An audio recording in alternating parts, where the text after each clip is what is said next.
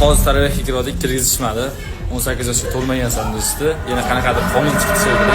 Oxiri tarovehga yosh bolalar nima kirgizmayapti? Men xatdan bilay nima kirgizmayapti-ekanligini. Men qayerdan bilay? Do'stlar, xafa bo'lmanglar. Mana shu savollarni mana shunaqangi yozib gapirayotganlarda dayuslik bor. O'sha kattalarimiz aytayaptilar. Bu meni gapim emas, ko'pchilik aytayapti. Mana shu bir oyimizni xushu-huzuyimiz bilan o'qishligimiz uchun yosh bolalarni ham bir oy mobaynida uyda o'tirib tursa bo'lar ekan deyapti. Chunki bolalar kelib hali bu yoqqa yuguryapti. dinleyin muvahhidler, dava sizindir. Unutmayın ki Rahman hep sizinledir. Kalkıp İslam dinine ensarlar olun. Sahte Rablere karşı dimdik doğrulun. Kalkıp İslam dinine. Bismillah, alhamdulillah, ve salatu ve selamu ala Rasulillah. Assalamu alaikum ve rahmatullahi ve barakatuh. Yurtimizda va qo'shni yurtda, ya'ni O'zbekistonda va Qirg'izistonda bo'lib ham ushbu muborak Ramazon oyida namozga bo'layotgan taqiqlar, bolalarni masjidlardan quvib chiqarishga bo'layotgan sa'y-harakatlar, niqobga bo'layotgan kurashlar, soqolga bo'layotgan kurashlar, Alloh azza va jalla rozi bo'lgan islom diniga bo'layotgan kurashlar haqida o'zimga fikrimni bildirmoqchiman. Va bu fikrimni Qur'on va sunnatga tayangan holatda, Qur'on va hadisga tayangan holatda ochiqlab bermoqchiman. Ey xalqim, sizlardan so'raydigan narsam, Alloh uchun xolis bo'lib tafakkur qilib ko'ring. Hammamizga ma'lumki, farzandlarimizni juma namozidan, taroveh namozidan quvib chiqarishmoqda, kirgizishmayapti. Va shu bilan birga ayni vaqtda yurtimizda yuzlagan tungi klublar ishlab turibdi. Yuzlagan qimorxonalar ishlab turibdi. Lekin hech bo'lmasa Ramazon oyida bularni faoliyatini to'xtatish haqida na muftiydan, na saroy mullalardan, na diniy idoradan biron bitta fatvo topmaysiz. U yerdan insonlarni quvib chiqarayotgan biron bitta ichki ishlar xodimini topmaysiz. Aksincha, siz ularni Allohning masjidlaridan topasiz.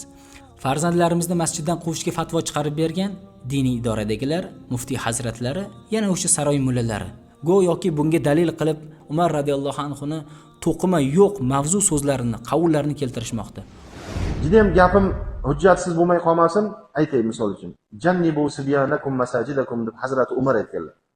Ey go'daklaringni masjiddan chiqarib yuboringlar. Payg'ambarimiz sollallohu alayhi va sallam bolalarni namozga buyurayotgan vaqtda Umar radhiyallohu anhu masjiddan to'sallan bolalarni. Subhanalloh. Bu Umar radhiyallohu anhuga bir tuhmatdir. Mana bu imomlarning qarshisiga dalillar bilan gapiraman.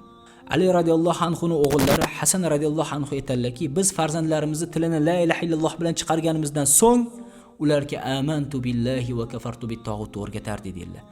Sahih bir hadisda payg'ambarimiz sollallohu alayhi va sallam aytadilarki, muru avladakum bis-solati va hum abna'u 7 sinin. Farzandlaringlar 7 yoshga to'lganda ularni namozga buyuringlar dedilar. Payg'ambarimiz sollallohu alayhi va sallam. Wadribuhum alayha va hum abna'u 10. 10 yoshga to'lganlarida namoz o'qimasalar, ularni uringlar dedilar.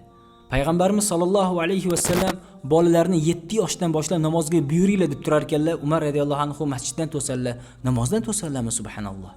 Hammamiz ko'rib turibmizki, 10 yoshga, 15 yoshga, hattoki 18 yoshga to'lgan bolalarni masjidga kiritishmayapti. Masjiddan quvib chiqarishmoqda. Kim quvib chiqarmoqda? Savol shu. Ichki ishlar xodimlari, bizani saroy mullalarimiz ularni mujohidlar deb ataydi. Mujohid Allohning uyidan to'sishi mumkinmi? Namozdan to'sishi mumkinmi? Bo'lib ham ushbu muborak oyda, subhanalloh. Ana endi sizlarga savol. Bir musulmonni farzandini Payg'ambarimiz sollallohu alayhi va sallam namozga buyurib turgan vaqtda masjiddan quvib chiqarish mumkinmi? Alloh azza va jalla aytadiki, ya ayyuhallazina amanu innamal mushrikuna najasun fala yaqrabul masjidal harom. Ey iymon keltirganlar, mushriklar najasdirlar. Ular Masjidil Haromga, Allohning baytiga yaqinlashmasinlar. Kimlar yaqinlashmaydi? Kimlar quvib chiqariladi masjiddan? Mushriklar, kofirlar. Bizni 95% musulmon deyotgan bu imomlar musulmonlarni farzandlari quvib chiqarilar ekan masjiddan. Nahotki indamasa? Nahotki bu imomlar indamasa? Mana bu hadislarni, mana bu oyatlarni bilmaydimi? Va man azlamu mimman mana'a masajidallohi an yuzkara fiha ismuhu. Alloh azza va jallaning masjidlaridan Allohning ismini zikr qilinishini to'suvchi va uni buzuvchidan ham zolimroq inson bormi dedi Alloh azza va jalla. Alloh azza va jallaning uyidan, masjidlaridan to'suvchi-ya, undan ham zolim inson bormi dedi Alloh azza va jalla. Subhanalloh. Eng qizig'ini aytaymi? Agarda siz farzandlaringiz bilan haj qilmoqchi bo'lsangiz, u farzandingiz chaqaloq bo'lsin, 5 yoshi bo'lsin, 10 yosh bo'lsin, 20 yosh bo'lsin, kattalar hisobida pul to'laysiz va farzandingiz haj qilsa bo'ladi. Namozdan to'sganlardek hajdan to'sishmaydi. Agarda siz kunimizda falonchi imom bilan umra qiling, pistonchi imom bilan umra qiling deb turib imomlar umra qilishga chaqiradi-ku. Agarda siz farzandlaringiz bilan umra qilmoqchi bo'lsangiz, u farzandingiz chaqaloq bo'ladimi? 5 yosh bo'ladimi? 10 yosh bo'ladimi? 15 yosh bo'ladimi? 20 yosh bo'ladimi? Kattalar hisobida pul to'laysiz. Va sizni farzandingiz umra qilishi mumkin. Namozdan to'sayotgandek umradan to'sishmaydi. Farzandingiz chaqaloq bo'lsa ham, 5 yosh, 10 yosh bo'lsa ham, voyaga yetmagan bo'lsa ham, borsa bo'ladimi? Umra qilsa bo'ladimi? Haj qilsa bo'ladimi? Mumkinmi? Ha, mumkin. Nega bilasizmi?